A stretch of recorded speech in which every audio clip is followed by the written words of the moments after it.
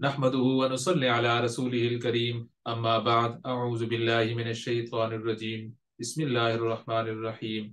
या अय्युहल्लज़ीना आमनू कुतिबा अलैकुमुस सियामु कमा कुतिबा अलल लज़ीना मिन क़ब्लिकुम लअल्लकुम तत्तक़ून सदक़ल्लाहुल अज़ीम रब्बि इश्रह ली सदरी व यस्सिर ली अमरी वहलुल उक़दतम मिन लिसानी यफ़क़हू क़ौली अल्लाहुम्मा सब्बितना इंदल मौति बिला इलाहा इल्लल्लाह अल्लाहुम्मा वफ़िक़ना लिमा तुहिब्बु व तर्ज़ाह आमीन या रब्बल आलमीन। अस्सलामु अलैकुम व रहमतुल्लाहि व बरकातुहू। मैंने आपके सामने सूरह बकरा की आयत नंबर 183 तिलावत की है, जिसके अंदर रोज़ों की फर्जियत का हुक्म दिया गया है। इस बात को आप महसूस करेंगे अगर हम कुरान मजीद को पढ़ें कि कुरान मजीद की तरतीब अहकामात के हवाले से उस तरीके से नहीं है जिस तरीके से हम दुनियावी किताबों का मुताला करते हैं कि एक टॉपिक एक जगह पे आता है और फिर दोबारा नहीं आता, और एक टॉपिक की एक ही चैप्टर में जगह होती है। जबकि कुरान मजीद के अंदर मुख्तलिफ टॉपिक मुख्तलिफ जगहों पर आते हैं और बार बार आते हैं ताकि उसकी याद दहानी कराई जाए और उसको जहन में ताज़ा रखा जाए। लेकिन रोज़ों के हुक्म का जो मामला है वो बिल्कुल हमारे दुनियावी जो मयारात हैं उसके मुताबिक है। कुरान मजीद में सिर्फ इसी जगह पर रोज़ों की फर्जियत का हुक्म दिया गया और उसके बाद इसको कहीं और जिक्र इसका नहीं किया गया, इसलिए इसको समझना हमारे लिए आसान हो जाना चाहिए। इसी तरीके से दूसरी बात जो इसमें अहम है वो ये कि पहली दो आयत 183 और 184 ये रमजान के रोजों की फर्जियत के हवाले से नाजिल नहीं हुई, बल्कि रोजों की फर्जियत के हवाले से नाजिल हुई, जिसमें हर महीने के अय्याम 20, 13, 14, 15 जो रोशन रातें होती हैं उसका रोजा, और फिर जब नबी करीम सल्लल्लाहु अलैहि वसल्लम मदीना में मौजूद थे और यहूदी 10 मुहर्रम का रोजा रखा करते थे, यौम अशूरा का रोजा रखा करते थे, तो नबी करीम सल्लल्लाहु अलैहि वसल्लम ने उनसे पूछा कि तुम रोजा ये क्यों रखते हो? तो उन्होंने बताया कि हम रोजा इसलिए रखते हैं कि हज़रत मूसा अलैहिस्सलाम ने हमारे आबा व अजदाद के साथ इस तारीख को निजात पाई थी और फिरौन गर्क हुआ था। तो अल्लाह ताला नबी करीम सल्लल्लाहु अलैहि वसल्लम ने मुसलमानों को हुक्म दिया कि हम इस बात की ज्यादा मुस्तहिक है कि रोजा रखें, और फिर 10 मुहर्रम का रोजा रखा गया और हुक्म दिया गया, और साथ ही फिर यहूदियों से मुशाबित इख्तियार न करने के लिए 9 या 10 या 10 या 11 का हुक्म दिया गया था। तो इस तरह रोजों की फर्जियत ज्यादा से ज्यादा अगर थी तो वो ये थी। और तीसरी बात कि नबी करीम सल्लल्लाहु अलैहि वसल्लम के दौर में कुफार मक्का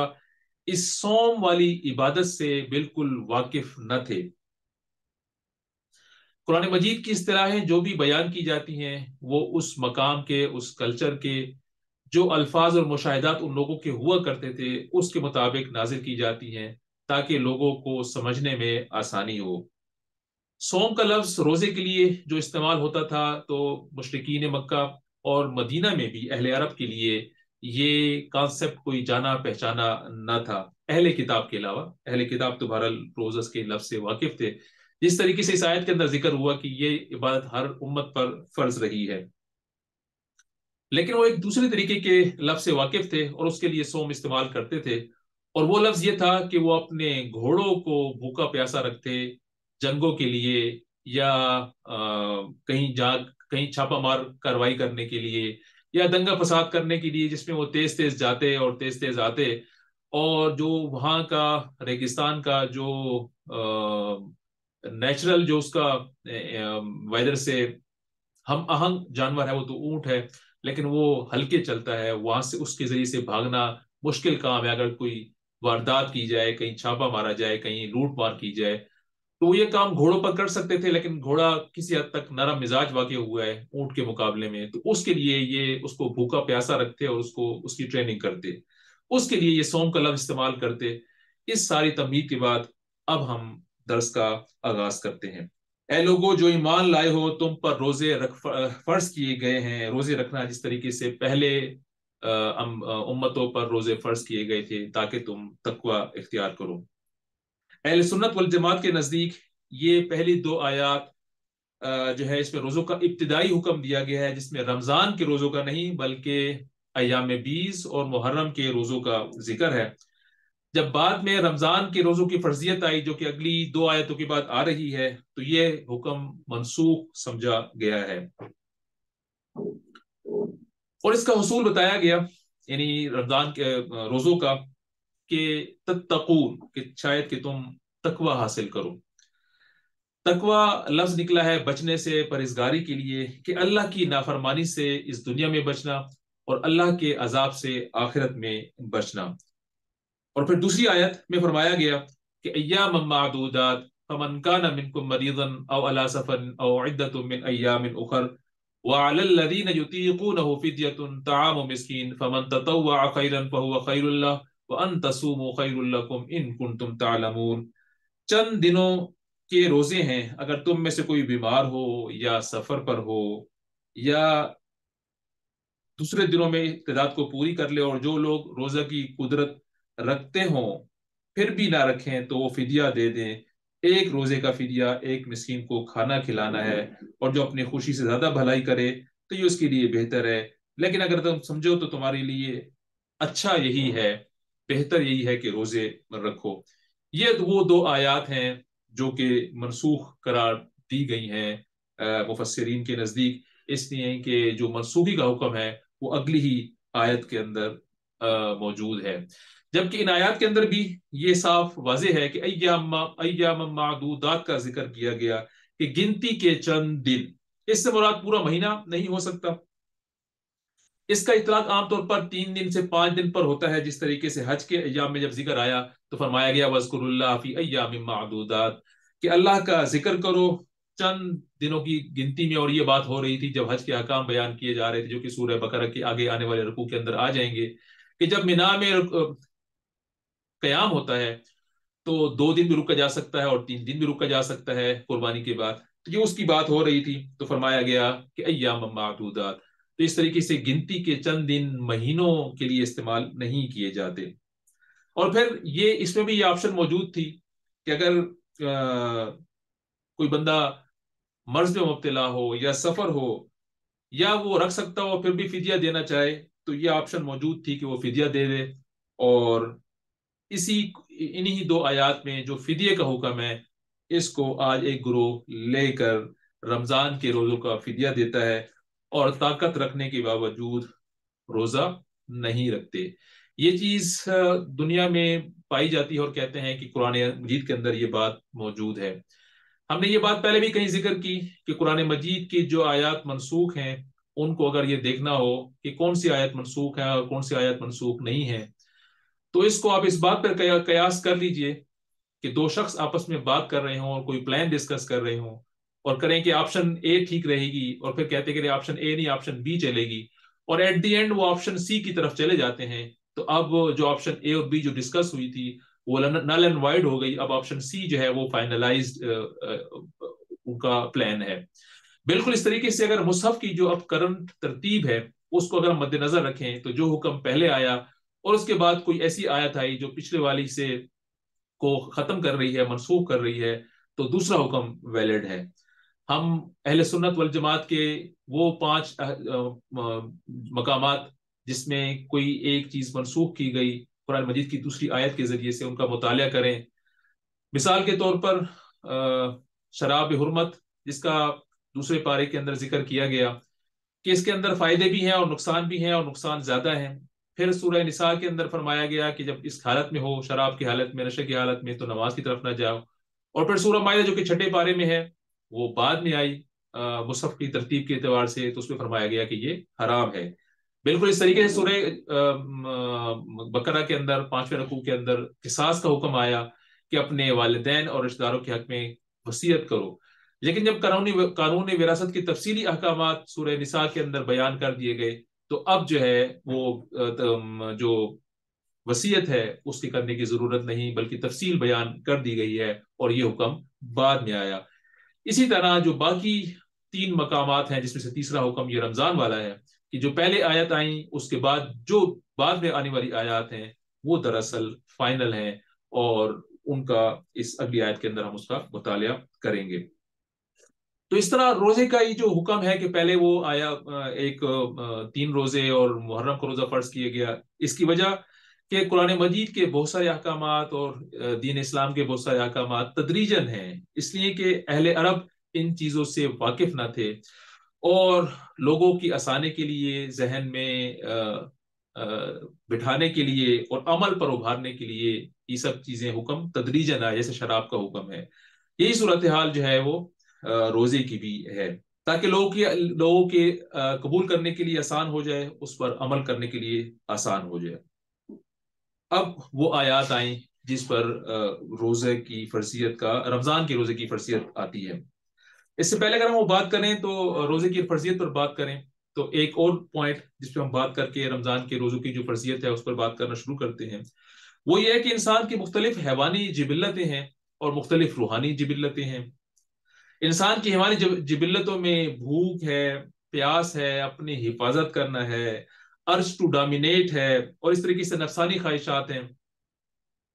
اور یہ جو انسان کی حیوانی خواہشات ہیں، انسان ان کی تکمیل چاہتا ہے کہ ان کو پورا کیا جائے، چاہے کوئی بھی طریقہ اختیار کیا جائے۔ دوسری طرف انسان کی خودی ہے، انسان کی جو روحانی جو اس کی کیفیت ہے، اس کی خودی ہے، انا ہے، اس کا نفس جو اس کو سیلف کنٹرول دیتا ہے، اسے کسی قانون کے تابع کرتا ہے، اور بدی اور نیکی کا ایک کانسیپٹ رکھتا ہے ذہن کے اندر کہ کیا بدی ہے اور کیا نیکی، یہ باتیں اس کے اندر موجود ہوتی ہیں۔ اس کو آپ اس مثال سے سمجھیے کہ ایک شخص ہے جو کہ شوگر کا پیشنٹ ہے، اس کو چینی بڑی اچھی لگتی ہے اور وہ چاہتا ہے کہ بس چینی کھا لے، اور چاہے اس کے کانسیکوینسز جو بھی ہوں۔ تو اس کا جو ایک نفس ہے جو اس کو اس بات پہ ابھارتا ہے کہ بس کھا لی جائے، چاہے اس کا نقصان جو بھی ہو، جبکہ دوسری طرف اس کا دماغ اس کو اس بات پر بتاتا ہے کہ اس کے کانسیکوینسز ٹھیک نہیں ہیں۔ بالکل اس طریقے سے انسان کا جو انا ہے اور خودی ہے، وہ اس کو ایک کسی قانون کے تابع کرتی ہے۔ اب یہ دو قوتیں ہیں جن کا آپس میں ٹکراؤ رہتا ہے۔ انسان کا نفس اگر اتنا توانا ہو جائے کہ کسی قانون کو نہ مانے، بس اپنی تسکین چاہے کسی بھی ذریعے سے ہو،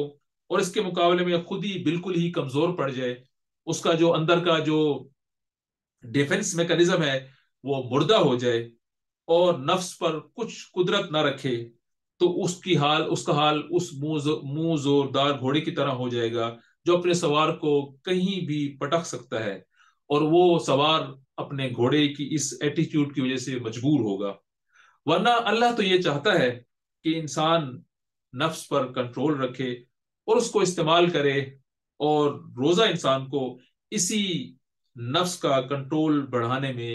مدد دیتا ہے، تاکہ اب انسان اللہ کے آگے سر خم تسلیم کرے اور اللہ کے آگے اس کی بندگی کرنا شروع کرے۔ شہر رمضان الذی انزل فیہ القرآن ھدی للناس وبینات من الھدی والفرقان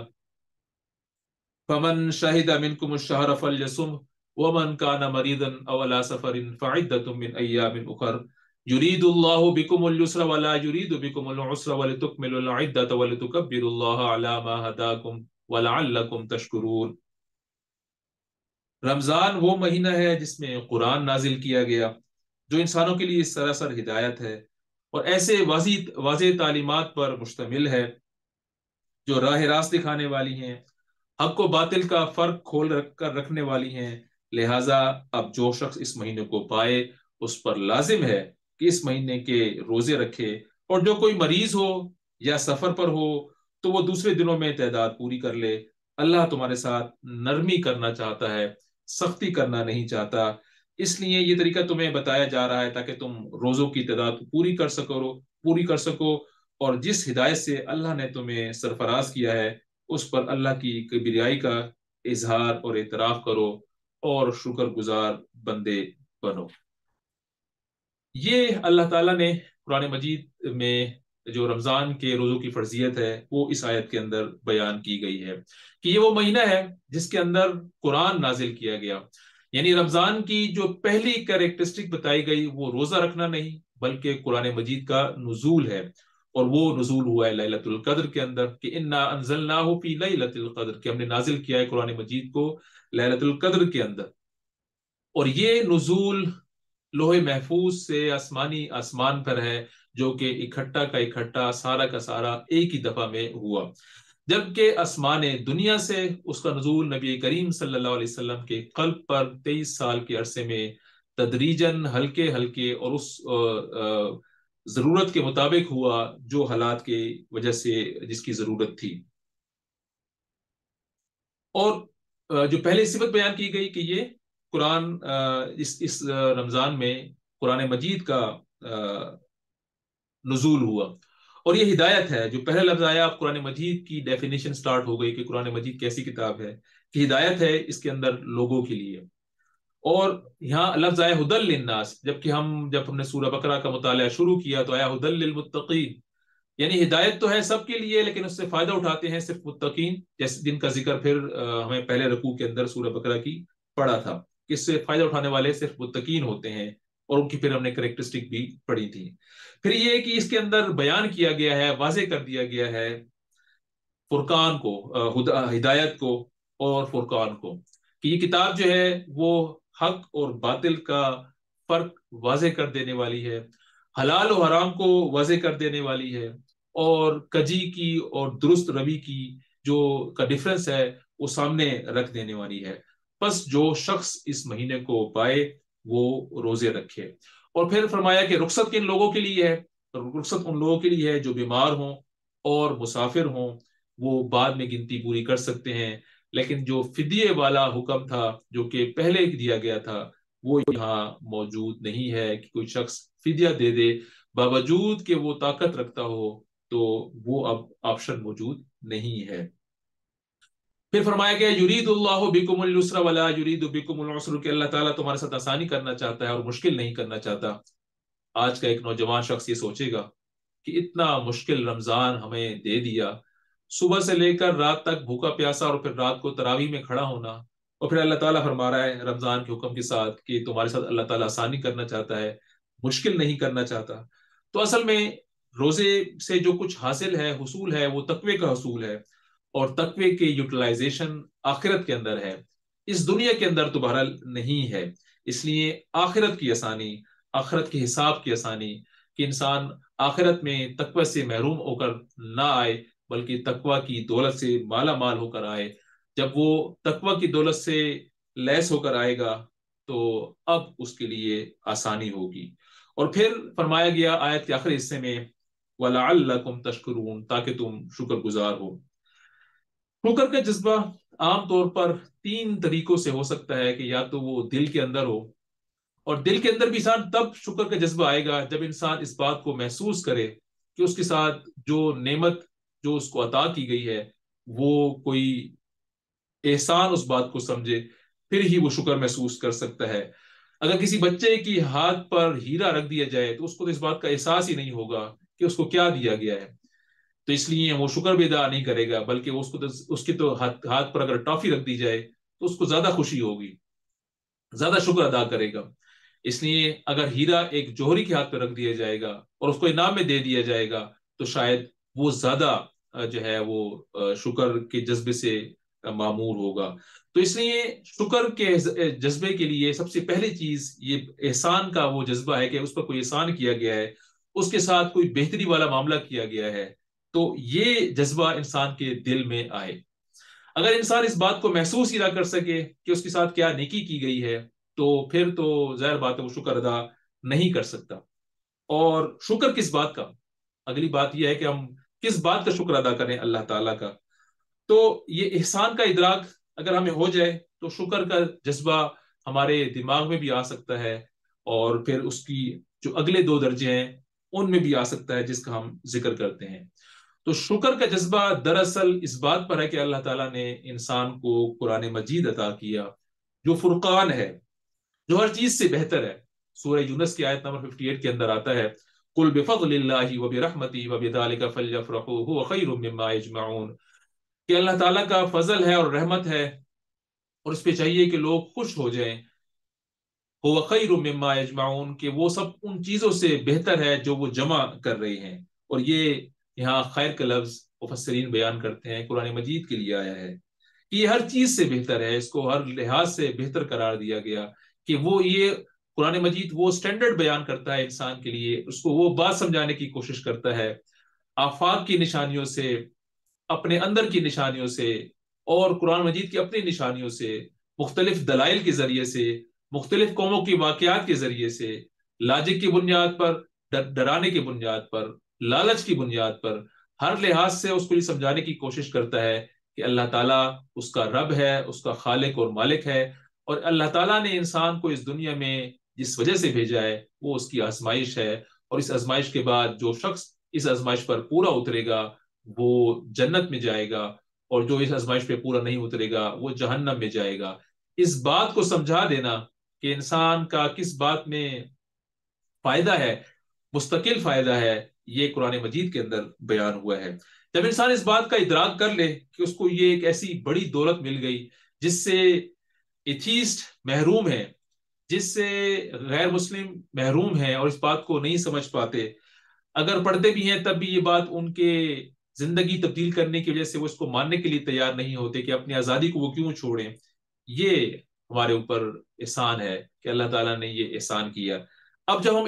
اس احسان کے نزدیک پہنچ جاتے ہیں کہ اللہ تعالیٰ نے ہمیں یہ احسان کیا ہے، تو ہمارے اندر شکر کا جذبہ دل کے اندر ابھرتا ہے، اور جب یہ ابھرتا ہے تو پھر انسان زبان سے بھی شکر کر سکتا ہے اور اپنے عمل سے بھی شکر کا جو ہے وہ بن سکتا ہے، اپنے عمل سے شکر کر کے دکھائے کہ اللہ تعالیٰ نے اس کو جو کچھ عطا کیا اس دنیا کے اندر اس کو اس کی بندگی کے مطابق استعمال کرے۔ رمضان میں اللہ تعالیٰ نے انسان کو دو عبادتیں عطا کی ہیں، ایک دن میں روزہ اور رات میں قیام، اور اس قیام سے مراد انسان کی قرآن مجید سے دوستی ہے۔ روزہ اللہ تعالیٰ نے فرض کیا، لیکن قیام اللیل جو ہے اس کو فرض نہیں کیا گیا، اس لیے کہ یہ سب کے لیے مشکل ہو سکتا تھا۔ بہت طریقے کے لوگ ہوتے ہیں کہ دن میں وہ سخت ترین کام کرتے ہیں، ان کے لیے یہ ہو سکتا تھا کہ یہ عبادت مشکل ہوتی، اس لیے اس کو سنت رکھا گیا، نفل کے درجے میں رکھا گیا۔ تمام ائمہ چاروں اماموں کے نزدیک تراویح جو ہے اسی کو ہی قیام اللیل، اس میں اگر قرآن مجید کی تلاوت کی جائے اس کو قیام اللیل سے تعبیر کیا جاتا ہے، اور چاروں ائمہ کے نزدیک اس کی جو رکعتیں ہیں وہ 20 رکعتیں ہیں، جبکہ صحیح بخاری کے اندر 8 رکعتوں کا بھی ذکر موجود نظر آتا ہے۔ اور اس قیام کا ذکر قرآن مجید میں تو ہمیں صرف اس آیت کے اندر روزے کا ذکر ہے، جبکہ قیام کا ہمیں ذکر کئی جگہ نظر آتا ہے، جیسے کہ ہم نے وہ حدیث تو کئی بار سنی ہے کہ من صام رمضان و احتسابا غفر له ما تقدم من ذنبه، کہ جس نے رمضان کے روزے ایمان اور احتساب کے ساتھ رکھے تو اس کے سارے گزشتہ گناہ معاف کر دیے گئے۔ پھر حدیث کا دوسرا حصہ من قام رمضان ایمانا و احتسابا غفر له ما تقدم من ذنبه، کہ جس نے قیام کیا رمضان میں ایمان اور احتساب کے ساتھ اس کے گزشتہ گناہ معاف کر دیے گئے۔ اور پھر حدیث کا تیسرا حصہ من قام قیام اللیل رمضان و احتساب ایمانا و احتسابا غفر له ما تقدم من ذنبه، کہ جو کھڑا رہا جس نے قیام کیا لیلۃ القدر میں تو اس کے گزشتہ سارے گناہ معاف کر دیے گئے۔ تو اس طرح یہ جو قیام ہے اس کا دراصل تعلق قرآن مجید سے دوستی ہے۔ دوسرے لفظوں میں یہ کہا جا سکتا ہے کہ رمضان میں روزوں کی عبادت انسان کو اس بڑی عبادت کے لیے تیار کرتی ہے جو قرآن مجید دیتا ہے، اور وہ عبادت کیا ہے کہ نبی کریم صلی اللہ علیہ وسلم نے اپنی وہ سنت جو مسلسل 23 سال ادا کی، وہ اقامت دین کی جد و جہد ہے، اور وہ پیغام قرآن مجید ہمیں عطا کرتا ہے، اور اس کی تیاری میں مدد روزہ دیتا ہے کہ انسان اگر تقوی سے لیس ہوگا تو اس اقامت دین کی جد و جہد کرنا اس کے لیے آسان ہوگی۔ ورنہ تو یہ جو اقامت دین کی جد و جہد ہے، اصل سنت تو یہی ہے، اس کے لیے جو بھی ہتھیار اکٹھے ہو سکیں وہ اکٹھے کرنے ہیں۔ اور یہ اللہ تعالیٰ کا حکم ہے کہ اللہ تعالیٰ نے اس آیت کو قرآن مجید کے اندر 3 جگہ اس کا ارشاد فرمایا کہ هو الذی ارسل رسولہ بالہدی ودین الحق لیظہرہ علی الدین کلہ، سورہ توبہ کے اندر فرمایا، پھر سورہ محمد کے اندر فرمایا، اور پھر سورہ صف کے اندر فرمایا کہ یہ اللہ ہی ہے جس نے بھیجا اپنے رسول کو ہدایت اور دین حق کے ساتھ تاکہ اس کو تمام ادیان پر غالب کر دے۔ اس طرح 24 گھنٹے کی زندگی میں ہر لمحہ میں عبادت، ہر شعبہ میں عبادت، قرآن مجید انسان کو جو مشن دیتا ہے، روزہ اس مشن کی تیاری میں मुमित साबित होता है। वइदा सअलक इबादी अन्नी फइन्नी करीब उजीबु दावत दाई इदा दानी फल्यस्तजीबू ली वलयुमिनु बी लअल्लहुम यरशुदून। ए नबी सल्लल्लाहु अलैहि वसल्लम, मेरे बंदे अगर तुमसे मेरे मुतालिक पूछें तो इन्हें बता दो कि मैं उनसे करीब ही हूँ। पुकारने वाला जब मुझे पुकारता है मैं उसकी पुकार सुनता हूँ और मैं जवाब देता हूँ। लिहाजा उन्हें चाहिए कि मेरी दावत पर लब्बैक कहें और मुझ पर ईमान लाएं। ये बात तुम उन्हें सुना दो कि शायद वो राह रास्त पा लें। इंसान गुमान करता है कि वो गुनाहगार है, खताकार है। अल्लाह इसका रब बुलंद हस्ती है, इसलिए वो इससे कैसे हम कलाम हो सकता है। दरमियान में दीन के ठेकेदार मुख्तलिफ वास्ते लाए जाते हैं और इंसान ये समझता है कि वो तो बराह रास्त अल्लाह ताला से मुखातिब ही नहीं हो सकता, अपनी हाजात ही पेश नहीं कर सकता। तो अल्लाह ताला ने इस आयत के अंदर इतनी जबरदस्त किस्म की ये एक बात बताई कि इंसान अपने ताल्लुक को अल्लाह से मजबूत करे कि किसी वास्ते की जरूरत नहीं।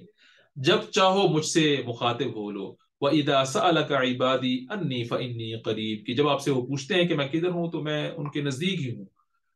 बिल्कुल उनसे दूर नहीं हूं। जब मुझे वो पुकारेंगे मैं उनके पास ही हूं। और ये मामला दो तरफा है। जब वो मुझे पुकारते हैं मैं उनकी दुआ सुनता हूं। इंसान ये समझता है कि वो दुआ करता है और मांगता है लेकिन उसकी दुआ कबूल नहीं होती। लेकिन दुआ के ज़िमन में नबी करीम सल्लल्लाहु अलैहि वसल्लम ने फरमाया कि जब इंसान एक मोमिन बंदा अल्लाह ताला से दुआ करता है तो उसकी दुआ कबूल की जाती है। उसकी दुआ कबूल करने के तरीके मुख्तलिफ हो सकते हैं। या तो उसको जो कुछ वो मांगता है उसको अता कर दी जाती है, जिसको हम दुआ के कबूल होना समझते हैं। या उससे कोई मुसीबत टाल दी जाती है जो कि अदरवाइज उस पर आनी होती है। या उसको दुआ उसकी आखिरत के लिए जखीरा कर दी जाती है। आखिरत में जब एक मुसलमान बंदा अपनी इस तीसरे हिस्से की तरफ जिसमें उसकी दुआ आखिरत के लिए जखीरा कर दी जाती है उसका रिवार्ड देखेगा, तो वो दुआ करेगा, काश कि मेरी कोई दुआ भी कबूल ना होती। अल्लाह ताला से इंसान खुलूस से जब दुआ करता है अल्लाह ताला उसकी दुआ जरूर समझता है। अल्लाह ताला से अपना ताल्लुक मजबूत रखें, दिल की बातें करें और अपनी जबान में करें। अरबी जबान के अंदर दुआएं पढ़ना मुराद नहीं, बल्कि दुआएं मांगें जिससे एक ताल्लुक अल्लाह ताला से अल्फाज से जाहिर हो। दिल से मांगे, जबान से दुआओं का पढ़ना। जैसा कि हज और उम्र के दौरान लोग तवाफ करते हुए दुआओं की किताब खोले होते हैं और दुआओं को पढ़ रहे होते हैं, दुआ मांग नहीं रहे होते। अल्लाह ताला से दुआ मांगे, अल्लाह ताला इंसान के नजदीक है इस आयत के मुताबिक। लेकिन ये मामला है दो तरफा। अल्लाह ताला ने इस आयत के भी फरमाया कि मुझे पुकारेंगे मैं उनकी दुआ कबूल करूंगा, लेकिन उन्हें भी चाहिए कि मेरी बात माने और मुझ पर ईमान लाएं। इसलिए नबी करीम सल्लल्लाहु अलैहि वसल्लम ने फरमाया, हदीस कुदसी है शायद, कि जब इंसान अल्लाह की तरफ एक बालिश पड़ता है तो मैं उसकी तरफ एक हाथ बढ़ता हूं। वो मेरी तरफ लपटता है, मैं लपकता है, मैं उसकी तरफ लपकता हूं। फस्कुरूनी अस्कुरुकुम, वो मेरा जिक्र करता है, मैं उसका जिक्र करता हूँ फरिश्तों की महफिल महफिल में। इसलिए जब जब इंसान अल्लाह ताला को जहां जहां जिस तरीके से याद करता है अल्लाह ताला उसको वैसे वैसे रिस्पॉन्ड करता है। दो तरफा मामला है। जो शख्स अल्लाह ताला को भूल जाता है अल्लाह ताला भी उसे भूल जाता है। इसलिए दो अहकामात फरमाए गए कि एक तो मेरा फल्यस्तजीबू ली, मेरा हुक्म माने, वल युमिनू बी, और ईमान लाएं। जब वो इस तरीके से अपनी हुक्म मानेंगे, ईमान लाएंगे, लअल्लहुम यरशुदून, तो उम्मीद की जाती है कि वो आला मकाम पाएंगे। रोजे का पहला हुक्म जब इरशाद फरमाया गया तो फरमाया गया लअल्लकुम तत्तकून, कि तुम शायद कि तुम तकवा इख्तियार करो। दूसरे में शुक्र का जिक्र आया कि जब रोजे की बात आई कि लअल्लकुम तशकुरून, कि तुम्हें वो नेमत जो अता की गई कुरान मजीद की शायद कि तुम उस पर शुक्र अदा करो। और फिर जब तुम अल्लाह ताला के अहकामात अल्लाह ताला से दुआ मनाजात करोगे और पाओगे अपने अल्लाह ताला को अपने पास, और जैसा उसे गुमान करोगे और उस पर सिर्फ जबानी खर्च नहीं होगा बल्कि उसका हुक्म भी माना जाएगा और उस पर ईमान लाया जाएगा, तो लअल्लहुम यरशुदून, उसको आला मकाम मिलेगा। इस तरीके से जो बात शुरू हुई तकवा से, वो होते होते आला मकाम तक पहुंच जाती है। अगली दो आयत के अंदर दो बातें बयान की गई। جس کا میں گزارش کروں گا آپ لوگوں سے اس کا مطالعہ کریں کہ رات میں کھانے پینے پر کوئی پابندی نہیں رمضان میں، اور بیویوں کے پاس جانے میں کوئی پابندی نہیں جب تک کہ صبح صادق نہ ہو جائے، اور آخری آیت میں کہ دوسروں لوگوں کا مال باطل طریقے سے نہ کھاؤ۔ اللہ تعالیٰ سے دعا ہے کہ اللہ تعالیٰ ہمیں رمضان کے روزوں کا تقوی عطا کرے، اور اس کے ذریعے سے جو ہمیں قرآن مجید دیا گیا رمضان میں اس کا شکر ادا کرنے کی توفیق عطا فرمائے، اور پھر دعا مناجات سے کے ذریعے سے جو بڑی منزلیں ہیں ان تک رسائی ہمارے لیے نصیب میں فرمائے۔ سبحانک اللہم و بحمدک اشہد ان لا الہ الا انت استغفرک و اتوب الیک۔